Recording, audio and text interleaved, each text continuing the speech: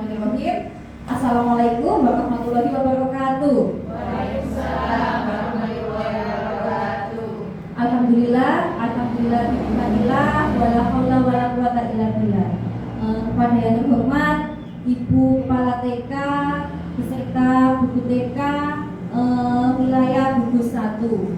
Pertama-tama marilah kita panjatkan puja dan puji syukur kehadirat Allah yang Maha Esa, yang mana atas rahmat serta hidayahnya sehingga kita dapat berkumpul pada acara pagi setengah siang hari ini dengan keadaan sehat walafiat tanpa suatu halangan apapun.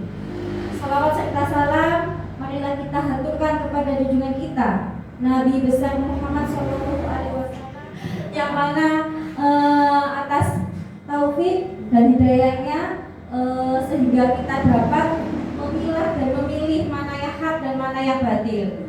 Ibu-ibu, sebelumnya saya mengucapkan terima kasih banyak atas kehadiran ibu-ibu semua yang mau menyempatkan waktu selama kesibukan ibu-ibu di sini mendapatkan tugas dari aksi nyata yaitu modul 1.4 budaya positif. Tujuannya yaitu setelah ibu-ibu nanti mendapatkan sedikit pengetahuan, mendapatkan wawasan, tentunya nanti akan diimbaskan di sekolahnya ibu-ibu masing-masing ngoten nggih.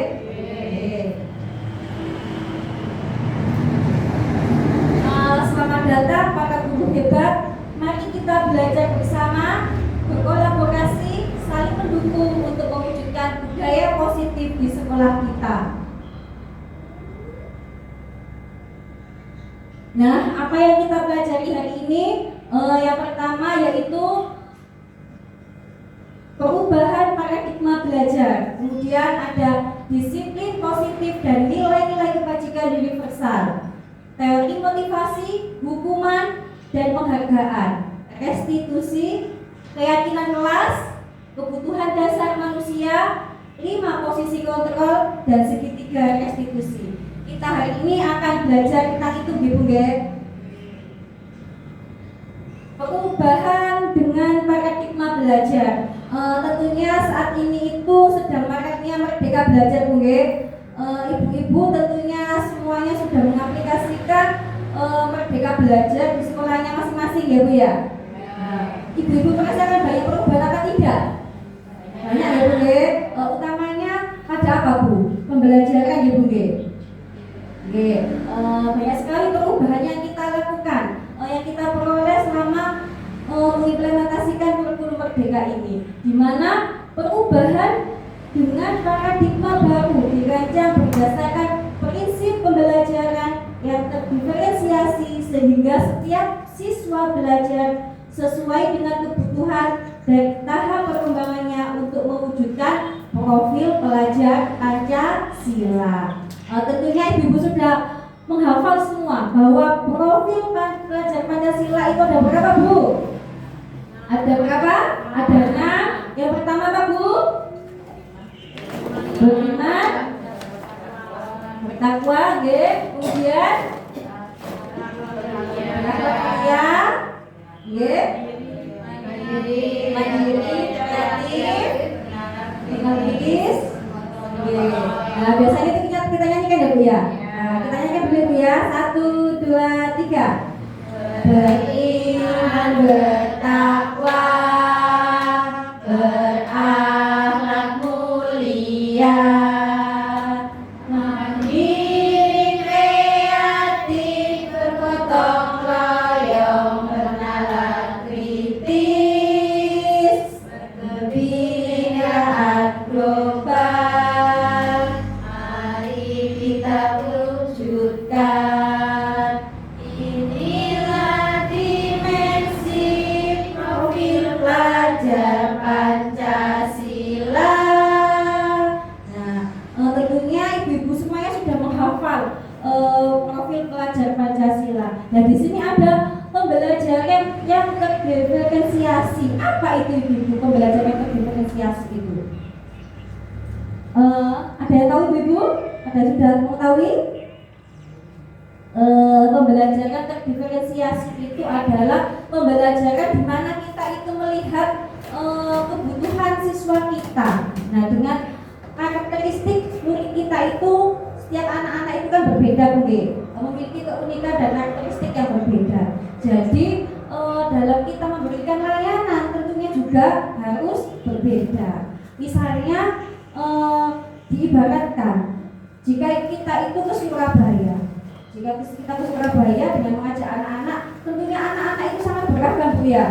Ada yang anak-anak itu ada yang suka mabuk, ada yang caranya ketika perjalanan itu anak-anak itu suka makan terus, ada yang anak-anak itu ketika perjalanan itu enaknya tidur terus, gitu ya Bu ya. Ada yang suka nyanyi. Nah, ketika anak-anak dalam perjalanan itu yang mabuk itu apa kita samakan dengan yang mabuk, gitu? Gimana Bu? Tidak ya Bu ya. Apakah kita membeda-bedakannya seperti itu Bu? Tidak Bu ya. Seperti halnya kita juga kalau kita mengajar, misalnya anak yang punya kelebihan, apakah kita samakan? Maksudnya itu kita kelompokkan tersendiri gitu Bu. Yang punya kelebihan saja, kemudian yang anak aktif hanya aktif aja gitu Bu. Tidak ya. Mengapa tidak Bu? Karena hal itu akan mempunyai dampak ya Bu ya.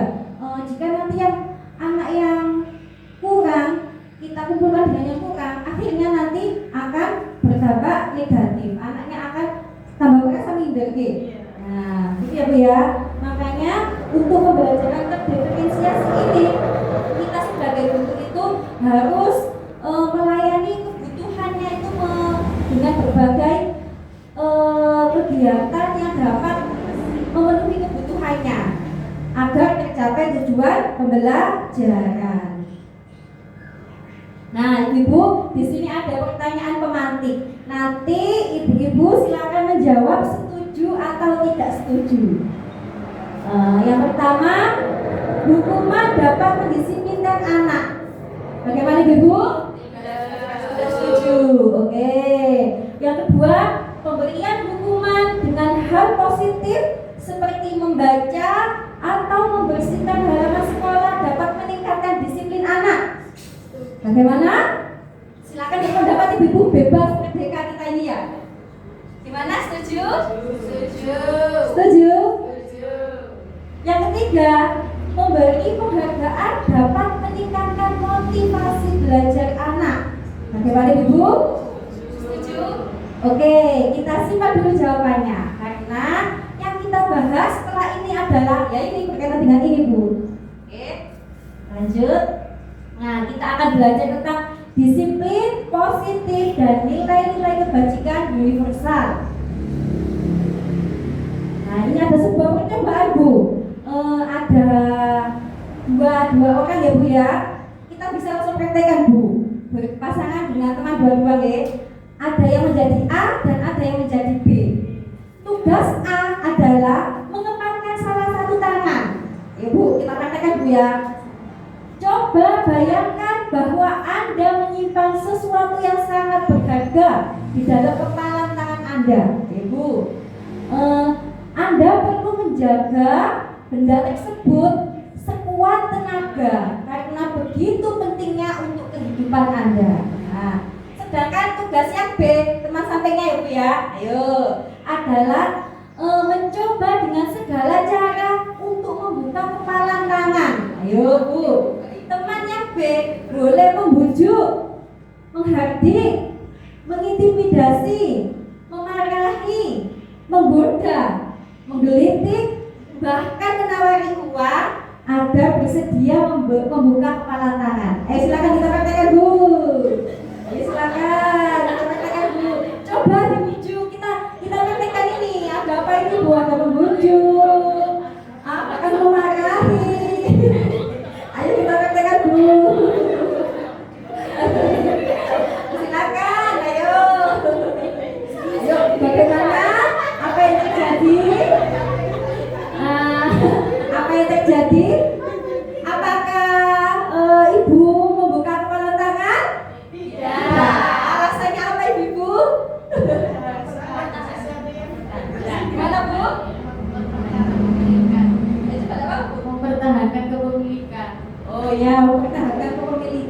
kemudian apakah ibu-ibu ada yang tetap menutup kepala tangan tadi? Ada? Tetap ya Bu ya? Alasannya tadi itu ya Bu ya. Nah, dalam kegiatan ini sesungguhnya siapa yang memegang kendali kontrol untuk membuka dan menutup kepala tangan? Siapa Bu? Nah, ini kita sendiri ya Bu ya. Berarti yang memegang kontrol itu adalah diri kita sendiri. Apakah kita bisa mengontrol orang lain? Apakah orang lain bisa mengontrol diri kita? Tentunya dari diri kita sendiri. Kemudian ada perubahan paradigma stimulus respon ke teori kontrol atau teori pilihan. Siapa sih sesungguhnya yang memiliki kontrol itu? Di sini ada stimulus respon menurut Ivan Pavlov dan teori kontrol atau pilihan Dr. William Glasser. Nah, coba kita lihat.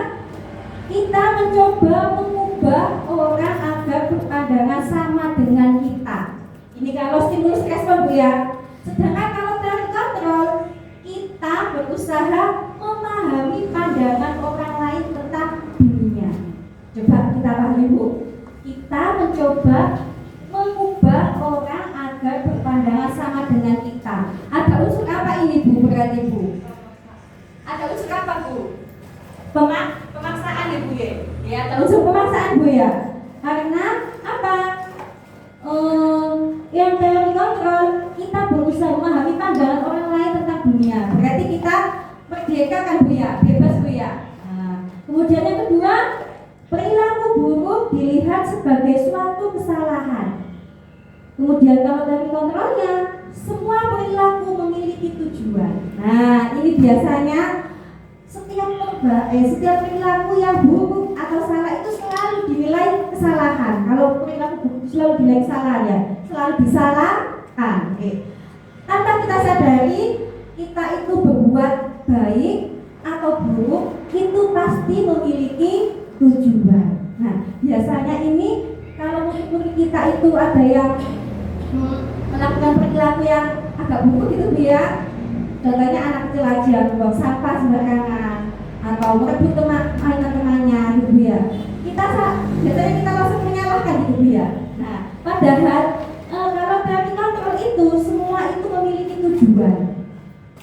Oke, nanti kita lanjut, ada lagi bahasanya lebih lanjut Bu. Kemudian yang ketiga yaitu orang lain bisa mengontrol saya kalau stimulus respon itu. Sedangkan kalau teori kontrol hanya Anda yang bisa mengontrol diri Anda. Lanjut, saya bisa mengontrol orang lain. Balikannya Ibu ya, Anda tidak bisa mengontrol orang lain kalau dari kontrol. Nah ini ada Bu, pemaksaan ada pada saat bujukan gagal. Saat Ibu tadi praktek, saat bujukannya gagal, ada yang memaksa? Ada yang memaksa? Nah kalau dari kontrol itu kolaborasi dan konsensus menciptakan pilihan-pilihan baru. Kolaborasi. Sekarang itu sedang maraknya kita itu harus mengembangkan mengembangkan kemampuan kolaborasi. Baik kita sebagai guru dengan kepala sekolah, dengan rekan sejawat, bahkan mungkin kita pun harus kita tanamkan kolaborasi atau kolaborasi dengan sesama temannya gitu Bu ya, melalui kegiatan itu Bu ya. Kemudian ada model berpikir menang kalah. Kalau dari kontrolnya model berpikir menang-menang. Nah sekarang kita memaknai tentang disiplin. Apa disiplin itu Ibu-ibu? Biasanya disiplin itu tentang apa ya Bu ya?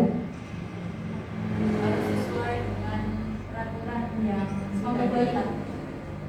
Kalau menurut saya, ketika mendengar kata disiplin itu semuanya harus patuh dan taat terhadap peraturan yang sudah dibuat. Bagus, terima kasih, luar biasa sekali Bu Ayu. Nah, biasanya disiplin itu ketaatan ya Bu ya. Kita itu patuh taat. Nah, sedangkan bahasa Latin disiplin itu artinya belajar. Namun dalam budaya kita makna kata disiplin berubah menjadi sesuatu yang dilakukan seseorang pada orang lain untuk mendapatkan kepatuhan. Nah, disiplin adalah belajar kontrol diri dengan menggali potensi kita agar tercapai tujuan mulia, yaitu sesuatu menjadi seorang yang kita inginkan berdasarkan nilai-nilai yang kita hargai. Nah, di sini ada nilai-nilai kebajikan universal. Apa itu, Ibu? Nah, nilai-nilai kebajikan universal adalah sifat-sifat positif manusia yang merupakan tujuan mulia yang ingin dicapai setiap individu. Nilai-nilai tersebut bersifat universal dan lintas bahasa, suku bangsa, agama maupun latar belakang. Setiap perilaku atau perbuatan itu memiliki suatu tujuan, ya, seperti ya. Dengan mengaitkan nilai-nilai kebajikan yang diyakini seseorang, maka motivasi intrinsiknya akan terbangun. Motivasi intrinsik berarti dari dalam diri sendiri, ya Bu ya, sehingga menggerakkan motivasi dari dalam untuk dapat mencapai tujuan mulia yang diinginkan. Nah, nilai-nilai kebajikan itu apa yang ingin kita capai untuk anak-anak yang biasanya kita kenal Rohingya dan Pancasila tadi, Bu. Yang pertama tadi apa, Bu?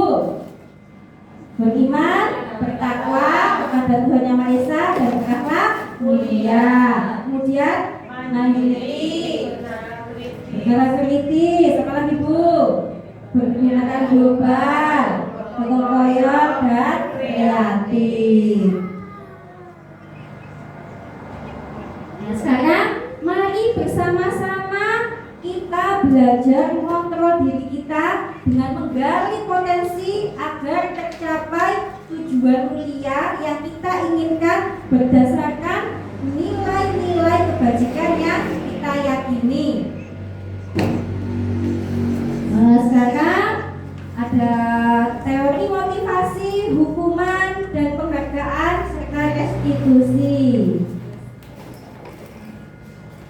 Teori motivasi perilaku manusia. Nah, di sini itu ada motivasi itu ada 3, Ibu ternyata, yaitu motivasi eksternal tingkat bawah, kemudian ada lagi motivasi eksternal di atasnya, ada lagi motivasi internal. Kalau motivasi eksternal berarti dari mana, Ibu? Dari mana? Dari luar. Kalau internal berarti dari dalam. Motivasi eksternal yang pertama yaitu untuk menghindari ketidaknyamanan atau hukuman. Jadi ibu-ibu, motivasi yang ini adalah anak-anak itu kadang melakukan sesuatu itu karena untuk menghindari ketidaknyamanan atau hukuman. Misalnya melakukan sesuatu itu karena takut nanti dihukum. Jadinya anak-anak itu melakukannya karena takut dihukum tadi, Bu ya.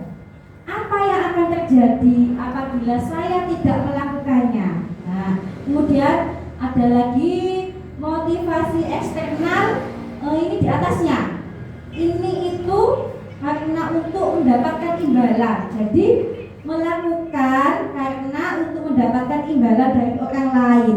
Ini yang biasanya kita sering kita praktekkan pada anak-anak, ya Bu ya. Anak-anak itu sering kita kasih hadiah. Ya, kita kasih hadiah. Jadinya anak-anak itu melakukannya karena imbalan atau hadiah. Kemudian ada lagi motivasi internal. Kalau motivasi internal ini berarti motivasi yang bagaimana, Ibu? Dari dalam diri. Berarti ini untuk sudah menjadi kesadaran diri, Ibu ya. Saya melakukan itu bukan karena takut hukuman, bukan karena ingin dapat imbalan, tetapi melakukannya karena kesadaran diri. Dan ini sudah merupakan menjadi tujuan disiplin positif. Nah, Ibu-ibu, ini ada siapa, Ibu? Ini ada Bapak Ki Hajar Dewantara mengatakan merdeka itu artinya tidak hanya terlepas dari perintah, akan tetapi juga cakap buat pemerintah diri sendiri. Nah, artinya apa merdeka itu, Bu? Tidak terlepas dari perintah, tetapi kita juga harus cakap membuat pemerintah diri kita sendiri, nggih, Bu. Nggih. Ibu-ibu ada yang suka dipaksa. Tentunya tidak suka, Bu ya. Tentunya kita melakukan sesuatu itu tidak suka ya, Bu, kalau dipaksa, Bu ya. Oke. Sekarang apa itu hukuman, konsekuensi, dan restitusi? Nah, hukuman ada bedanya, Bu ya. Hukuman itu bersifat terencana atau tiba-tiba dan bersifat satu arah. Tidak ada kesepakatan antara guru yang memberikan hukuman dan murid yang menerima hukuman. Jadi hukuman itu tidak ada kesepakatannya, Bu ya. Oke, tidak ada kesepakatan antara guru dan murid. Jadi misalnya datang terlambat tiba-tiba dihukum untuk apa itu mengelilingi lapangan. Tidak ada kalau TK, Bu ya. Itu kalau biasanya sekolahnya tingkat atas seperti itu. Dulu waktu kita zaman sekolah mungkin pernah memperoleh seperti itu ya, mendapatkan perlakuan seperti itu, Bu ya. Nah, itu adanya hukuman. Kemudian kalau konsekuensi itu bersifat terencana atau disepakati antara kedua belah pihak, yaitu antara guru dan murid. Jadi adanya kesepakatan antara guru dan murid itu. Kalau hukuman tidak ada, misalnya setiap hari Minggu setelah libur sekolah itu anak-anak kan bukunya dibersihkan, gitu ya, Bu ya. Kalau nanti tidak dibersihkan, hari Senin konsekuensinya anak-anak membersihkan kukunya sendiri. Nah, itu, Bu ya. Jadi kadang anak-anak itu sudah hafal, Bu, kuku belum dibersihkan, berarti kuku kita bersihkan sendiri, Bu ya, gitu ya. Ada konsekuensinya, Bu ya, dari kesepakatan, Bu ya. Ibu mengantuk, tepuk satu, tepuk satu, tepuk semangat, semangat, semangat. Yang tak ngantuk, Bu ya. Tidak apa-apa, sama dicipi, Bu. Yang ada, Bu, sama disambi, Bu. Kemudian dihukum oleh penghargaan. Loh, kok dihukum oleh penghargaan? Bukannya penghargaan itu bagus, baik, tapi kok dihukum oleh penghargaan ya, Bu ya? Ternyata penghargaan itu juga mempunyai pengaruh negatif juga, Bu. Nah, di sini ada 8 pengaruh negatif dari penghargaan. Yang pertama yaitu pengaruh jangka pendek dan jangka panjang. Nah, apa itu pengaruh jangka pendek dan jangka panjang? Misalnya muridnya itu melakukan sesuatu karena sedang mendapatkan penghargaan. Nah, apakah itu akan berdampak seterusnya seperti itu, Bu? Nah, ya. Kemudian ada penghargaan tidak efektif. Penghargaan tidak efektif. Saya punya kasus, Bu. Murid saya itu anaknya itu sebenarnya menguasai, Bu. Bisa, sakit. Maksudnya itu dalam kegiatan itu dia tidak kesulitan, juga biasa, Bu ya. Tetapi dia ingin selalu ditungguin ibunya di dalam kelas. Nah, sampai suatu saat saya itu berkata, ibu-ibu, sekarang kita lihat ke depan, Bu. Ada hukuman dan konsekuensi. Nah, hukuman sesuatu yang menyakitkan harus terjadi. Nah, kalau konsekuensi sesuatu yang harus terjadi. Hukuman menyakitkan ya, Bu ya, karena dihukum, Bu ya. Kemudian yang kedua, membuat anak sakit baik fisik maupun hati untuk jangka waktu yang lama. Karena anak-anak itu pernah dihukum itu sampai teringat, sampai besar itu masih teringat, Bu ya.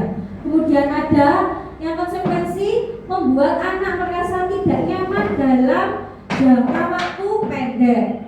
Kalau hukuman, anak membenci kedisiplinan karena dia takut dihukum, akhirnya dia itu melakukan disiplin dengan terpaksa, akhirnya dia itu membenci kedisiplinan. Sedangkan kalau konsekuensi, anak menghargai disiplin karena adanya konsekuensi tadi Bu ya, dia menghargai disiplin, adanya kesepakatan antara guru dan murid. Kalau hukuman, paksaan Bu, ya dipaksa ya, dihukum itu Bu ya. Sedangkan kalau konsekuensi, stimulus, tanggapan. Hukuman mendorong anak untuk menyakiti diri sendiri ya. Kalau konsekuensi mendorong anak agar mudah menyesuaikan diri. Ada lagi ini Bu, hukuman itu merupakan konsep diri yang buruk. Sedangkan kalau konsekuensi, konsep diri yang baik.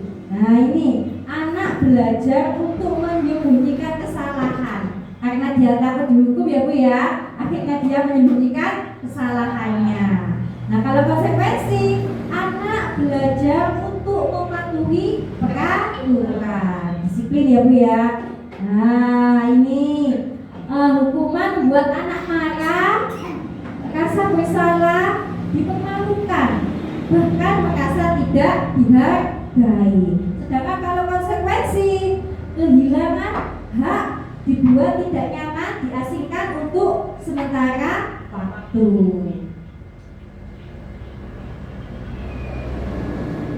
Nah Bu, coba Bu, di sini ada tindakan seorang guru.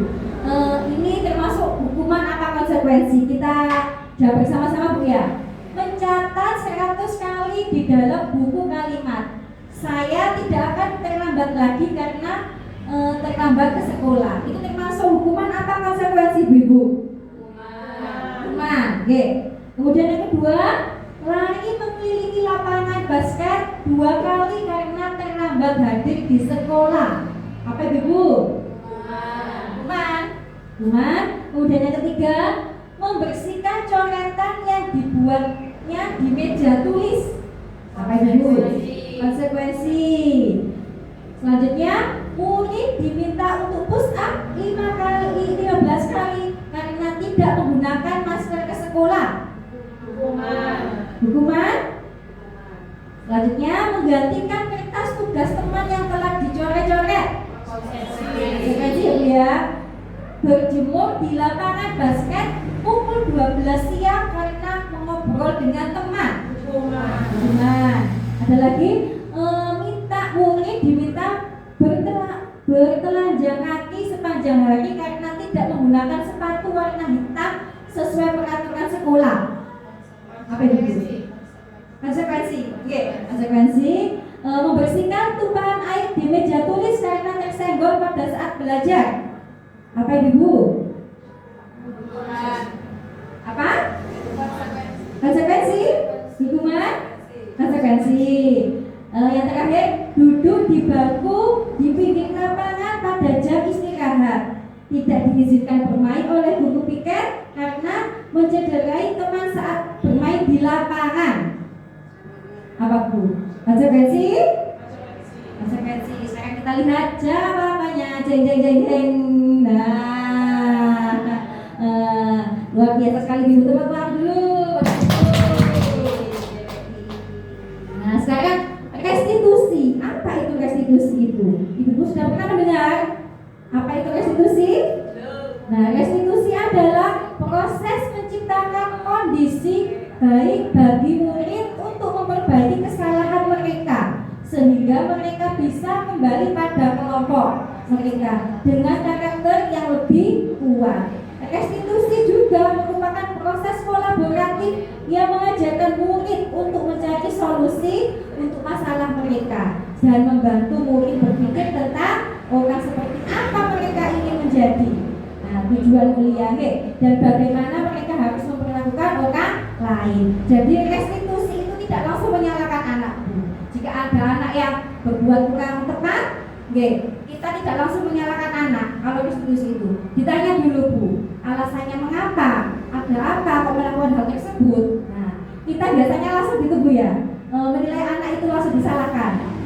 Nah, Kalau restitusi itu kita menanya dulu alasannya mengapa melakukan hal tersebut. Nah, pada nanti kita selanjutnya akan belajar tentang segitiga restitusi, Ibu. Nah, di sini ada tabel lagi, Bu. Ini ada beda hukuman, konsekuensi, dan restitusi. Kita baca yang atas dulu, Bu ya. Kalau hukuman sesuatu tadi yang menyakitkan dan harus terjadi. Konsekuensi sesuatu harus terjadi. Kalau restitusi itu merupakan suatu pilihan. Yang kedua, hukuman membuat tidak nyaman untuk murid atau anak untuk jangka waktu yang panjang. Ya, kalau konsekuensi tidak nyamannya itu dalam jangka waktu pendek. Sedangkan kalau restitusi menguatkan untuk murid atau anak dalam jangka waktu yang panjang. Restitusi itu bukan membuat anak tidak nyaman, Bu. Justru membuat anak menguatkan deh. Kalau hukuman itu korban mendapatkan keadilan. Kalau konsekuensi korban bisa diabaikan. Nah, seperti yang kita lihat, Bu ya. Nah, kita fokus pada yang bawah, Bu ya. Nah, di sini ada murid atau anak membenci peraturan. Kalau hukuman, Bu, tambah dibenci, Bu. Gara-gara ada hukuman, akhirnya peraturannya tambah dibenci, ya Bu ya. Kalau konsekuensi, murid atau anak menghormati peraturan karena ada kesepakatan tadi, Bu ya. Sedangkan kalau restitusi, murid atau anak menghormati dirinya dan orang lain. Mengapa seperti itu, Bu? Karena anak tersebut itu merasa dihormati juga sama gurunya. Karena berbuat salah itu tidak langsung disalahkan, Bu. Kita tanya dulu mengapa tadi alasannya. Jadi anak itu merasa dihormati dan akhirnya bisa menghormati dirinya dan orang lain. Sekarang ada ciri-ciri restitusi. Nah, yang pertama yaitu restitusi itu bukan untuk menebus kesalahan, tetapi untuk belajar dari kesalahan. Yang kedua, memperbaiki hubungan, Bu. Yang ketiga, sebagai tawaran bukan paksaan. Yang keempat, restitusi menuntut untuk melihat ke dalam diri. Yang kelima, restitusi mencari kebutuhan dasar yang mendasari tindakan. 6. Restitusi diri adalah cara yang paling baik. Restitusi fokus pada karakter bukan pada tindakan. Kita menekankan pada karakter, Bu. Restitusi fokus pada apa, Bu? Pada solusi. Nah, dan yang terakhir, restitusi mengembalikan murid yang berbuat salah pada kelompoknya. Nah, di sini ada keyakinan kelas, Ibu. Apa itu keyakinan kelas, Ibu? Nah, mengapa kok tidak peraturan saja? Mengapa kok keyakinan kelas? Mengapa kita memiliki peraturan harus menggunakan helm bila mengendarai kendaraan roda 2, Bu? Mengapa, Bu? Untuk melindungi kepala kita. Ada lagi apa, Bu? Nah, biar kita ditilang polisi. Berarti itu termasuk apa, Bu ya? Masuk peraturan ya? Nah, kita karena takut, karena takut ada aturan. Mengapa kita memiliki peraturan 3M, menggunakan masker, mencuci tangan, dan menjaga jarak? Kenapa, Bu? Ini termasuk apa, Bu? Aturan ya, Bu ya? Aturan apa keyakinan, Bu? Aturan. Kemudian, mengapa kita memiliki peraturan harus datang tepat waktu pada saat mengikuti pelatihan? Kenapa, Bu? Tepat waktu apa tidak biasanya, Bu, kita, Bu? Tidak. Untuk mendukung motivasi intrinsik dari dalam kembali ke nilai-nilai keyakinan yang lebih menggerakkan seseorang dibandingkan mengikuti serangkaian peraturan. Nah, di sini pengaruh peraturan kelas, keyakinan kelas, bahwa peraturan kelas itu berdampak seperti itu, Bu.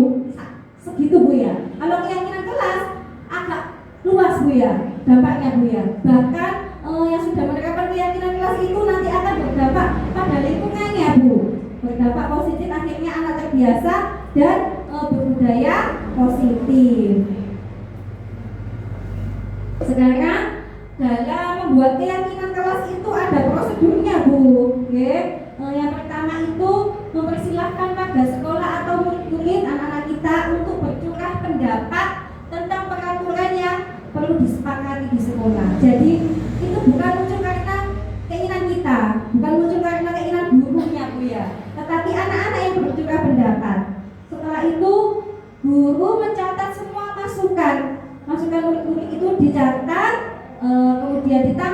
ya, apa yang diutarakan oleh muridnya itu keinginannya itu ditampung Bu ya. Kemudian menyusun keyakinan kelas sesuai dengan prosedur pembentukan keyakinan kelas atau sekolah.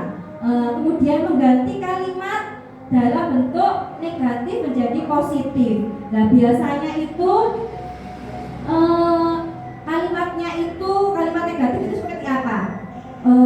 Dilarang bertekan, dilarang membuang sampah sembarangan, gitu Bu ya. Nah, jangan ke situ, betul.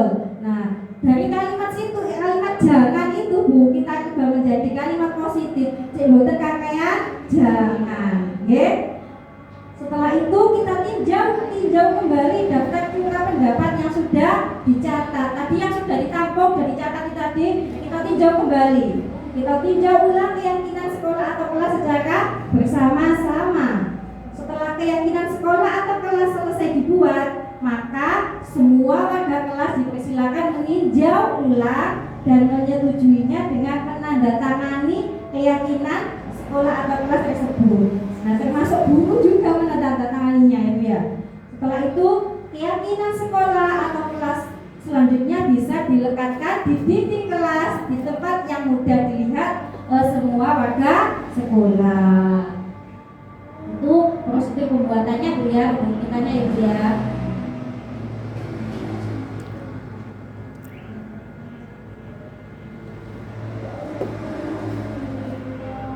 Nah, di sini ada beda peraturan dan keyakinan kelas. Kalau peraturan selalu kembalikan buku ke tempatnya. Berarti kita ubah menjadi keyakinan kelas apa Bu? Biasanya Bu, menjadi tanggung jawab. Seperti anak-anak di TK biasanya kalau habis mainan, untuk mengembalikan mainannya, membereskan mainannya itu Bu ya. Kita ubah menjadi keyakinan kelas yaitu tanggung jawab. Kemudian dilarang mengganggu orang lain. Berarti untuk keyakinan kelasnya apa Bu? Menghormati orang lain. Hadir di sekolah 15 menit sebelum pembelajaran dimulai. Apa Bu? Menghormati orang lain, berkomitmen.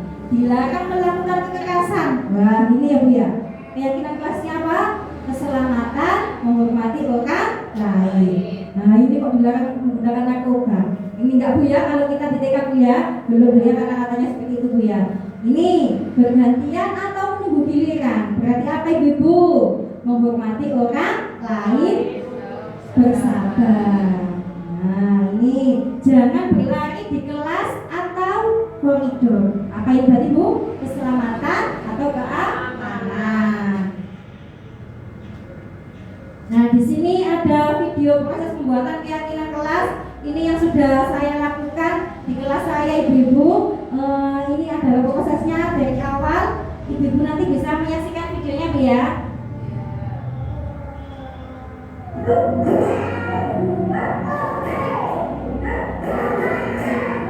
Ini pada kelas saya Bu.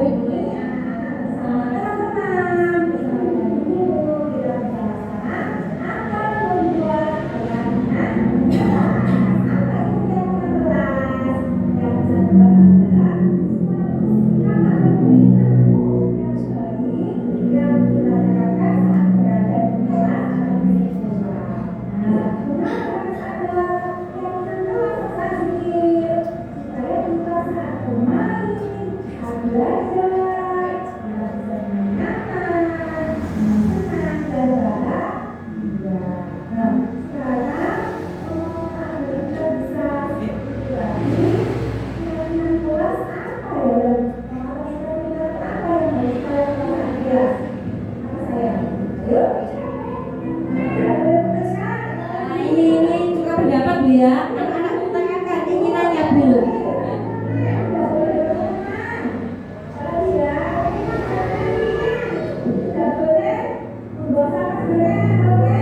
Ini anak-anak sendiri Bu ya yang mengatakan Bu ya, yang inginkan ya Bu ya.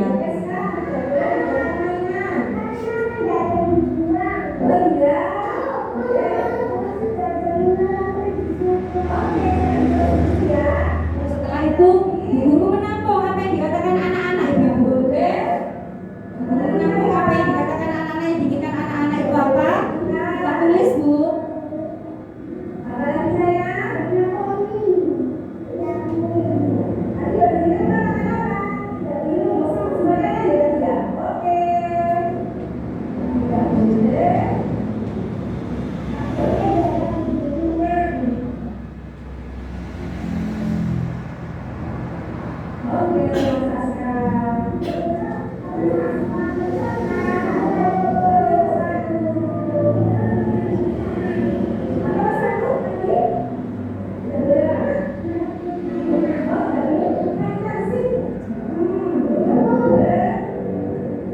Semua anak-anak ini bebas berpendapat Bu ya. Kita tampung semua.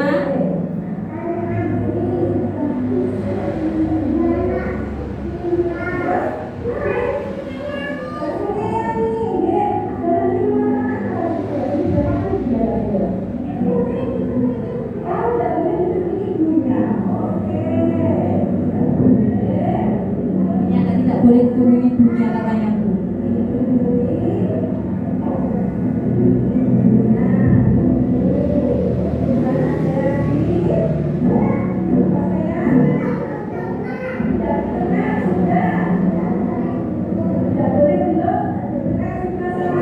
Tidak dulu katanya Bu, bahasanya anak-anak Ibu ya.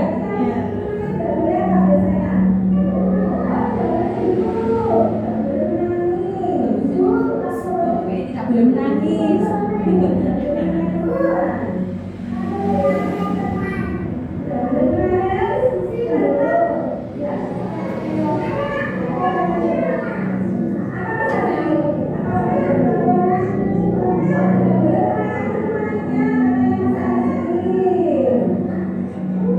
Boleh memakai temannya, katanya Mas Razi.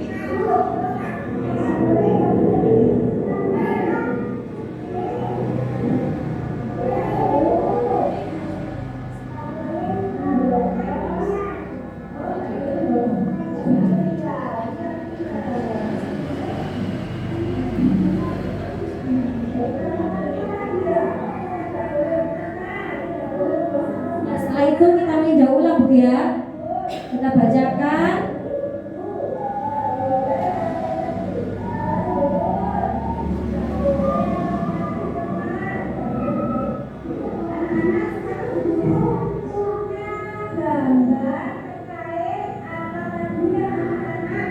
Nah, ini karena kita kan berhadapan dengan anak TK Bu ya.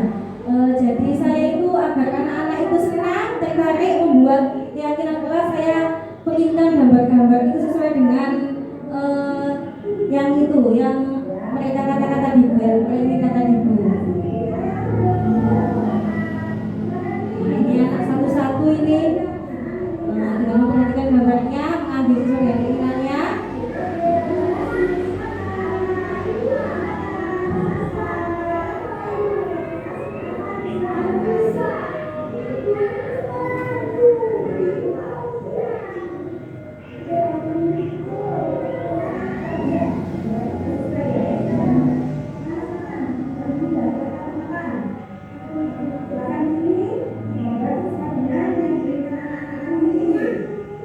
Jadi anak-anak itu senang Bu, tertarik Bu. Nah, kalau anak tingkat SD, SMP itu SMA bisa menuliskan di apa itu kertas kecil itu loh Bu, mudah ditempelkan kan. Anak kan belum, anak-anak kan masih itu kesulitan Bu ya kalau menulis sendiri Bu ya. Jadi saya melalui gambar gitu Bu, biar senang.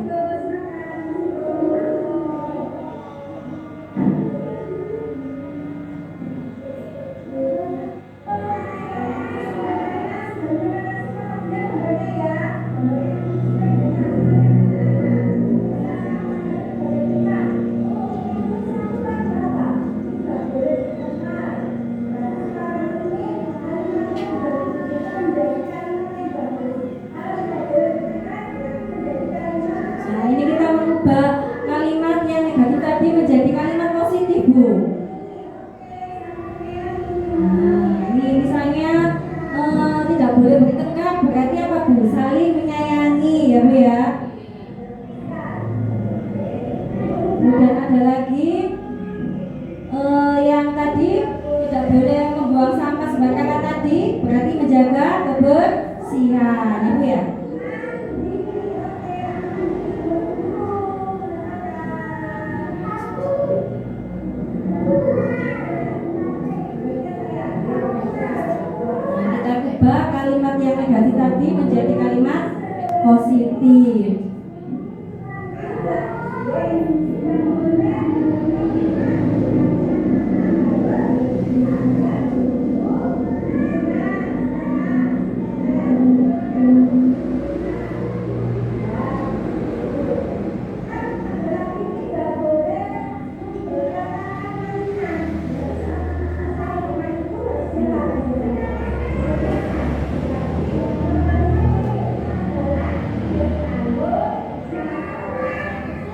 biasanya anak TK Bu ya, setelah mainan itu membiarkan tidak dibereskan itu Bu ya.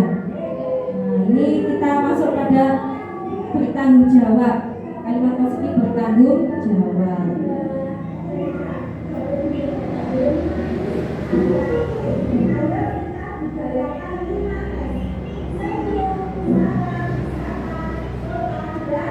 Ini ada yang mengatakan tidak boleh menangis Bu, tapi boleh tai Bu gitu Bu. Jadi kita kalimat positifnya adalah membudayakan 5S.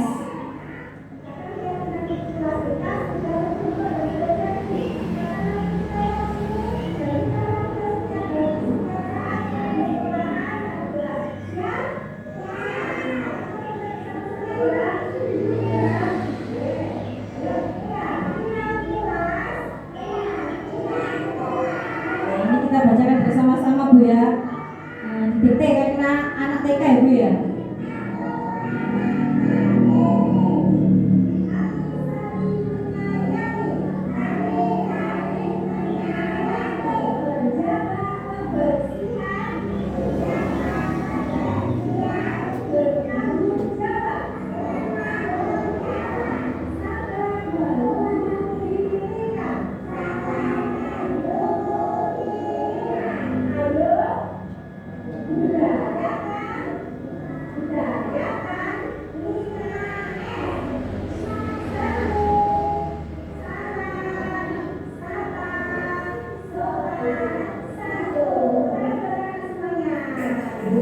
Kalau keyakinan kelas ini diyakini bersama-sama Bu ya. Senang anak-anak jadinya Bu.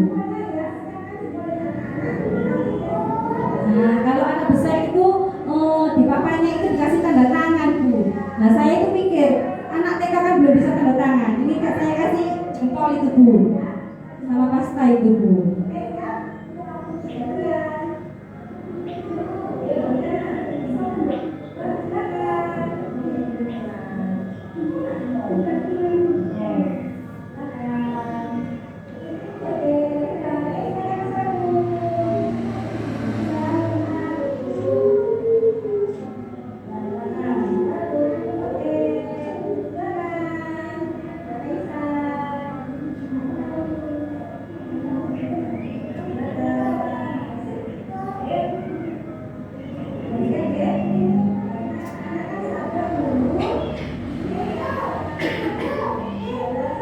Ini semua anak-anak maju, kasih jempol.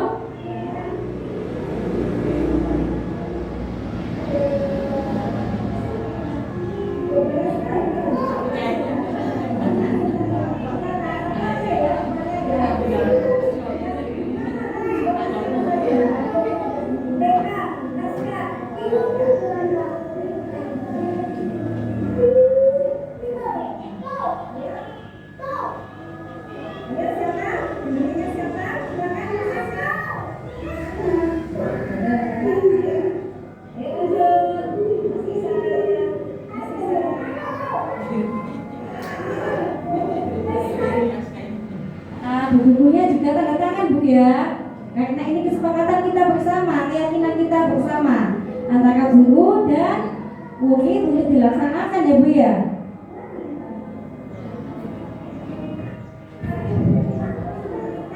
Ini tanggapan anak-anak.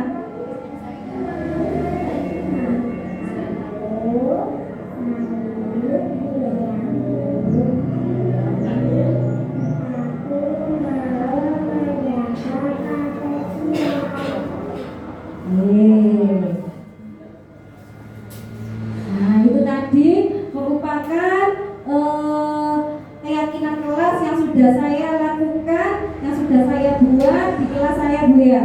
Nah selanjutnya kita masuk pada kebutuhan dasar manusia Bu. Nah apa sih kebutuhan dasar manusia itu? Apa saja Ibu? Ayo. Kasih sayang dan rasa diterima. Kemudian ada apa Bu? Penguasaan, bertahan hidup, kesenangan, kebebasan. Nah 5 kebutuhan dasar manusia itu.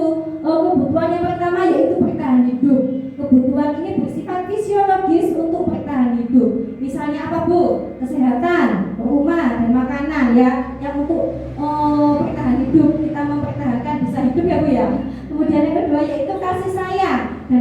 diterima.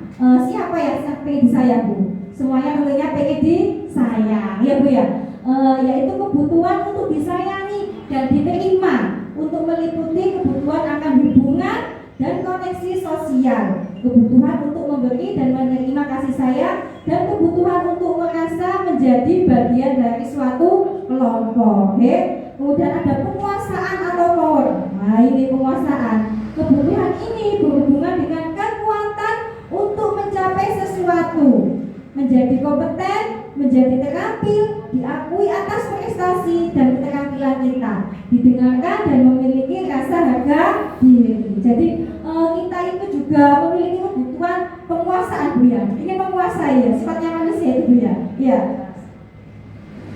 Ada lagi kebebasan, yaitu kebutuhan untuk bebas adalah kebutuhan akan kemandirian, otonomi, memiliki pilihan dan mampu mengendalikan arah hidup seseorang. Kemudian yang kelima yaitu kesenangan Ibu-ibu. Tentunya kesenangan itu adalah kebutuhan kita Ibu ya. Kebutuhan untuk mencari kesenangan, bermain dan tertawa. Bayangkan hidup tanpa kenikmatan apapun betapa menyedihkan. Nah di sini belajar itu menghubungkan kebutuhan akan kesenangan belajar, senang dengan belajar Ibu ya. Nah sekarang kita belajar atau mengenal tentang 5 posisi kontrol Bu. Apa saja itu Ibu? Yang pertama ada apa Bu? Ada apa Bu? Yang pertama Bu? Hukum. Kemudian yang kedua, membuat merasa bersalah. 3, teman. 4, pemantau. Dan yang kelima, manajer. Nah ini ada 5 posisi kontrol. Kira-kira kita itu kalau memperlakukan murid kita itu yang apa Bu ya? Apakah kita itu sebagai penghukum, pembuat rasa bersalah anak-anak, atau sebagai teman, sebagai pemantau, atau sebagai manajer? Di mana posisi kita ini Bu ya? Nah di sini ada pernyataan-pernyataan. Saya kecewa sekali dengan kamu. Berarti itu apa Bu? Sebagai posisi kontrol apa Bu? Membuat rasa bersalah. Karena mengatakan kecewa berarti kan membuat anak itu merasa sangat bersalah. Ada lagi, kamu tidak pernah benar melakukannya. Kamu tidak pernah benar melakukannya. Berarti itu apa Bu? Penghukum. Ada lagi, ayolah lakukan demi Bapak Ibu. Nah ini ya, apa Bu? Sebagai apa ini Bu? Yang mengatakan Bu? Sebagai teman. Apakah kamu mau mendapatkan stiker bintang hari ini? Apa ini Bu? Pemantau. Biasanya kita gitu ya Bu ya, sama anak-anak Bu ya. Oke. Bagaimana kamu bisa menyelesaikan masalah ini? Nah ini sangat bijak sekali. Posisinya sebagai apa Ibu? Manajer. Nah di sini juga ada video tentang posisi kontrol Bu. Kita simak Ibu ya.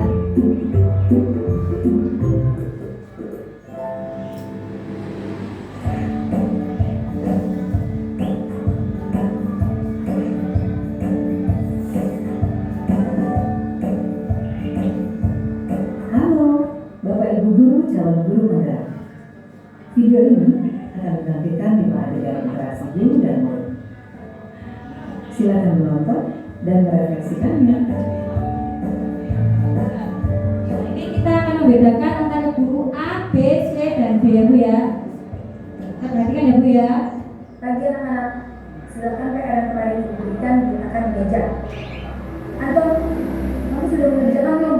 Belum mengerjakan saya Bu. Kamu selalu ya mengerjain PR. Sekarang kamu duduk di depan, lalu tulis. Saya berjanji tidak akan mengulangi lagi.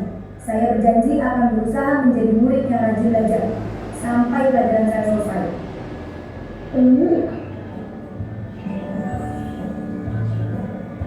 Pagi anak-anak, Yang kedua Bu. yang sudah sih. Ada yang belum mengerjakan? Anton, kamu sudah mengerjakan? Belum Pak. Kamu nggak mengerjakan tugas ya?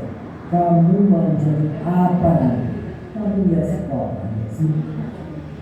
Coba bayangkan orang tuamu betapa kecewanya sama kamu. Betapa kecewanya, Bu, ya? Ini kata-katanya Bu. Jawab sama diri sendiri.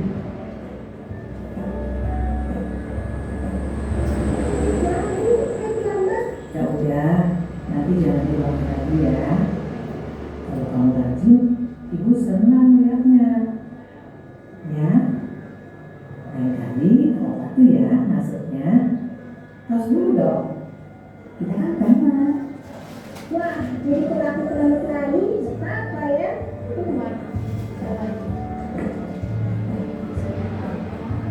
Kamu kok nggak pakai baju olahraga?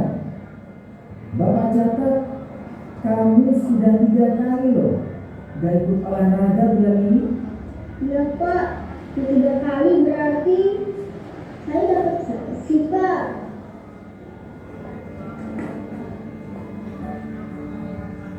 Ini Bu, saya menyiapkan tugas. Maaf ya Bu, saya terlambat menyiapkan tugas.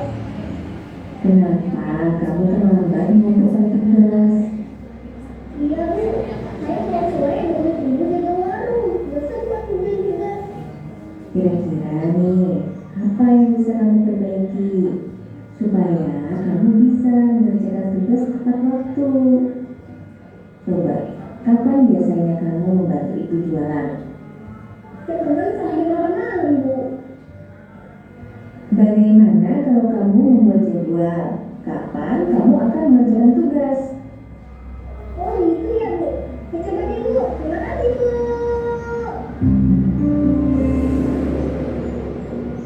Nah, Bu, dari video tersebut ada macam-macam buku tadi Bu ya.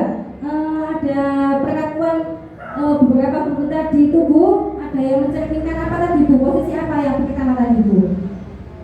Ada yang penghukum. Kemudian ada lagi apa Bu? Pembuat merasa bersalah juga Bu ya. Dan yang terakhir itu tadi apa Bu? Kira-kira Bu ya?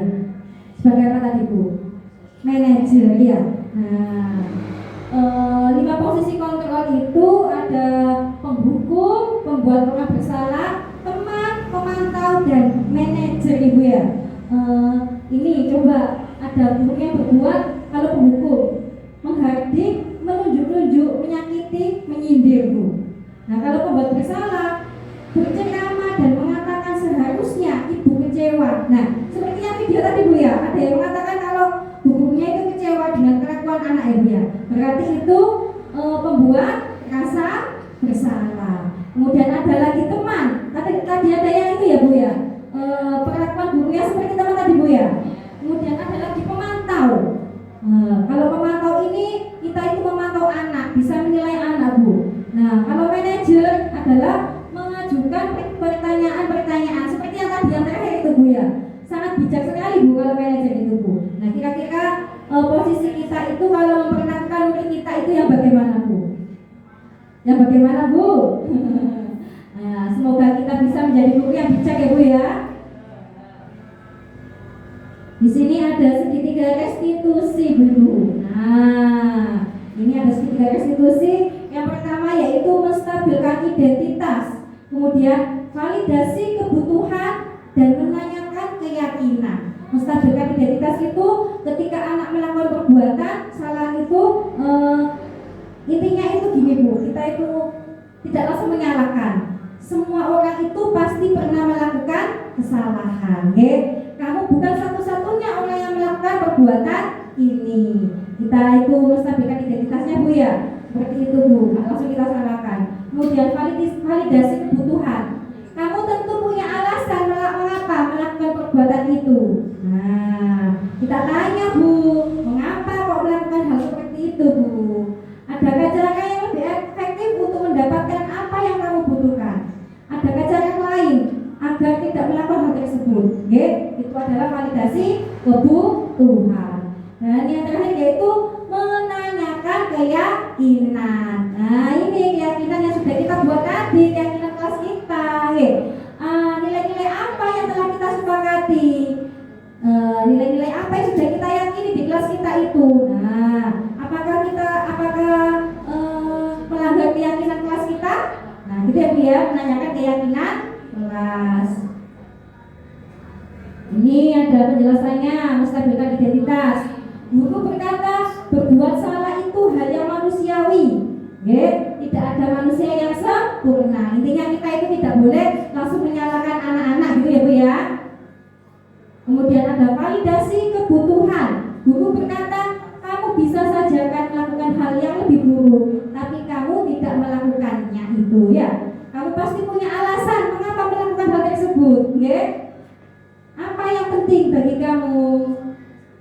validasi kebutuhan. Ada lagi menanyakan keyakinan. Apa nilai keyakinan yang kita percaya di kelas atau di sekolah kita? Nah, yang kita buat tadi Bu ya, nilai-nilai universal yang telah kita sepakati tadi Bu ya.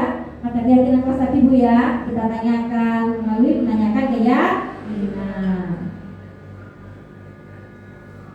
Nah, sekarang mari kita merefleksikan diri Bapak Ibu.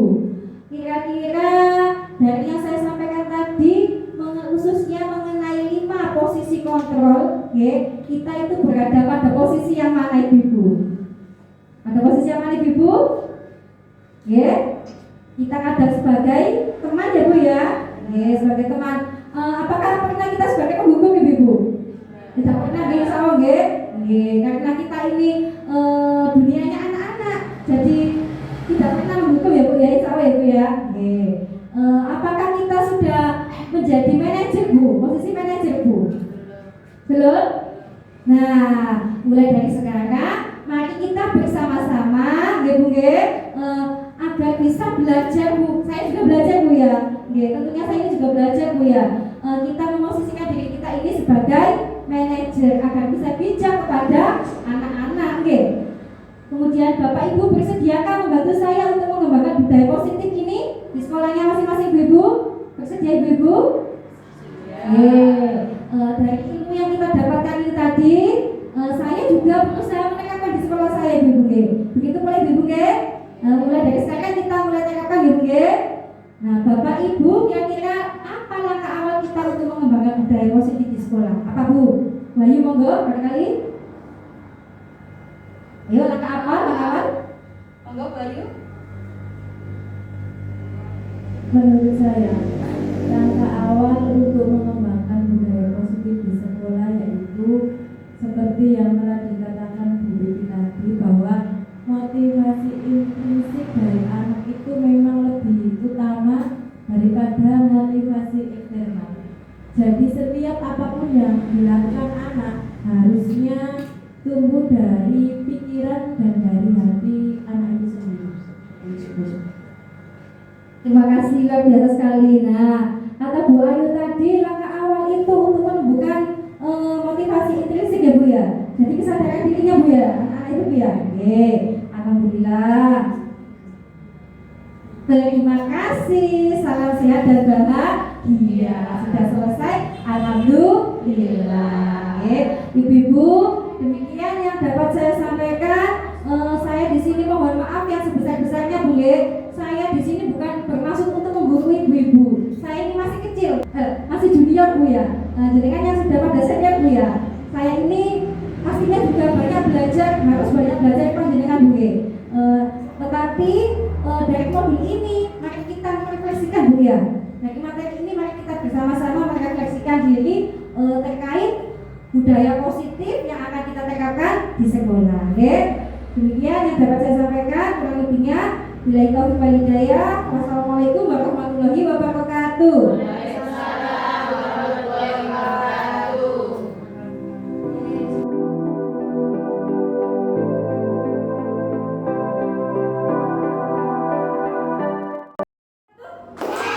Dua, tiga, oke anak-anak, hari ini anak-anak bersama teman-teman, bersama dengan Bu Guru, kita bersama-sama akan membuat keyakinan kelas. Apa itu keyakinan kelas? Keyakinan kelas adalah suatu sikap atau perilaku yang baik yang kita terapkan saat berada di kelas atau di sekolah. Nah, mengapa harus ada keyakinan kelas Mas Azril? Supaya kita saat bermain, saat belajar, kita bisa dengan nyaman, dengan senang dan bahagia. Nah, sekarang agar kita bisa seperti itu tadi, keyakinan kelas apa ya yang atau sikap perilaku apa yang harus kita lakukan saat di kelas? Apa saya? Ayo. Tidak boleh bertengkar, apalagi? Tidak boleh ditungguin ibu, apalagi? Tidak boleh dorong teman, apalagi ya? Tidak boleh membuang sampah sembarangan, oke? Apalagi? Oh, dengan habis main bereskan, tidak boleh membuang mainan.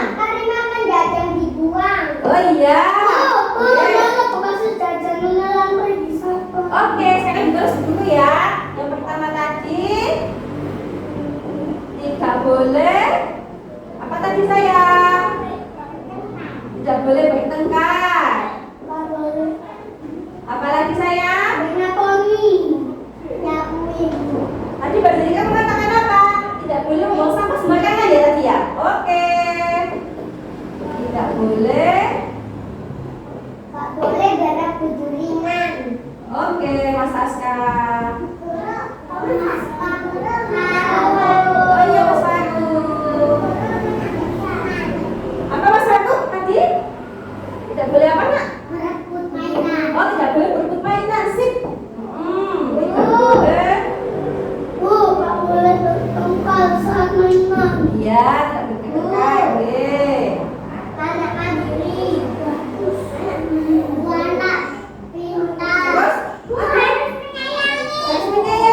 Nggih. Ada lagi yang mengatakan apa lagi? Tidak boleh diapakan ibunya tadi ya?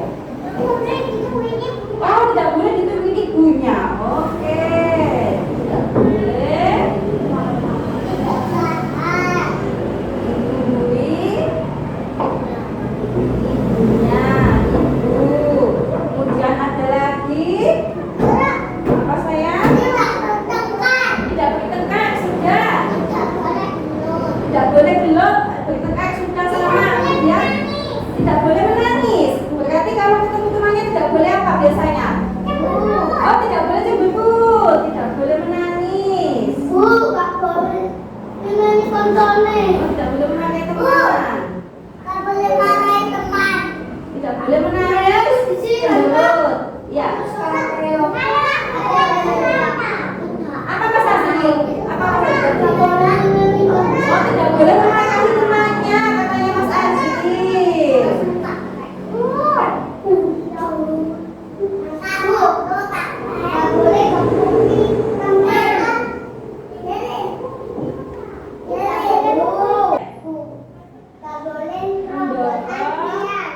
Oh tidak boleh menobos antrian. Iya pinter. Oh, berapa kalimat tadi ya? Tidak boleh bertengkar, tidak boleh membuang sampah sembarangan, tidak boleh merebut, tidak boleh ditunggui ibu, tidak boleh apa ini tadi? Cemberut, tidak boleh memarahi teman, tidak boleh mendorong. Anak-anak sekarang Bu Guru punya gambar terkait apa tadi yang anak-anak inginkan, nggih? Sekarang silakan anak-anak memilih terkait gambar yang diinginkan sesuai ini tadi ya. Silakan mulai dari Mbak Kirana. Silakan. Ya, gantian. Oke, terima kasih. Ayo kamu. Silakan. Silakan pilih gambar sesuai dengan apa tadi yang anak-anak inginkan. Oke, terima kasih. Silakan. Silakan. Mas Aska. Mas Aska, silakan.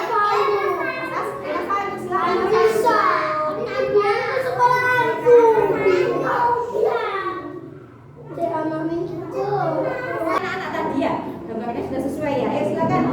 Mas Nathan, Mas Ayu sudah. Silakan Mas Nathan.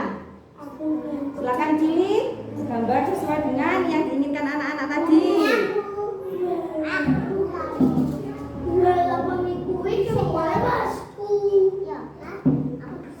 Ayo silakan. Mas Aska.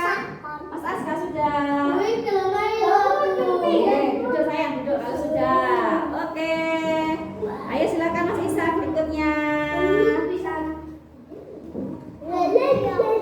Ayo Mas Niko, silakan Mas Niko.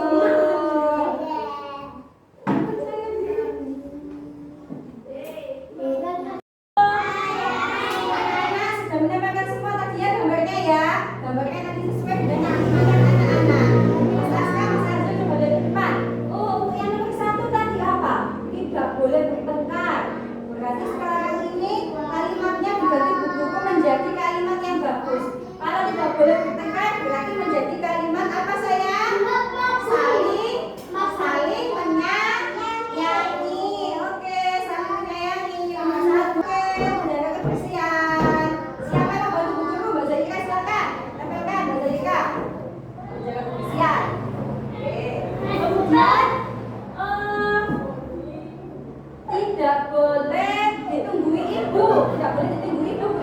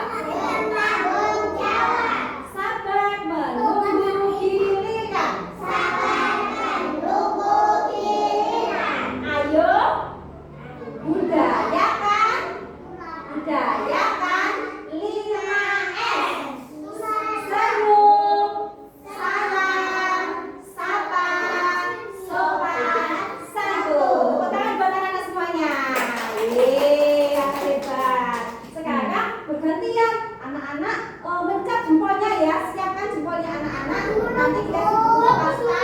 Oke, katanya bergantian sabar menunggu giliran. Siapa yang sabar menunggu giliran?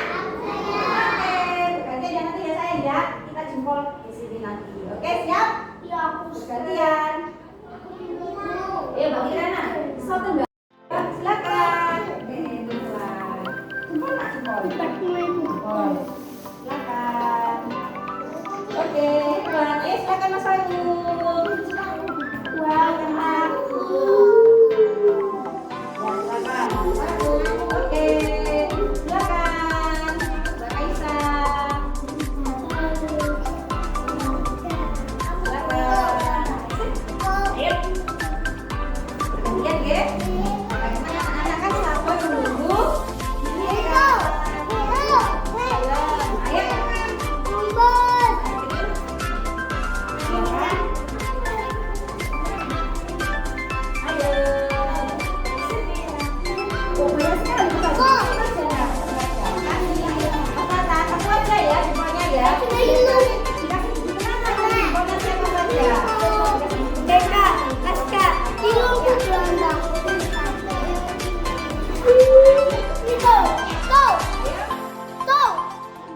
Ayo siapa? Gendutnya siapa? Silakan Mas Aska. Silakan Nak. Ayo lanjut. Mas Isa. Mas Isa.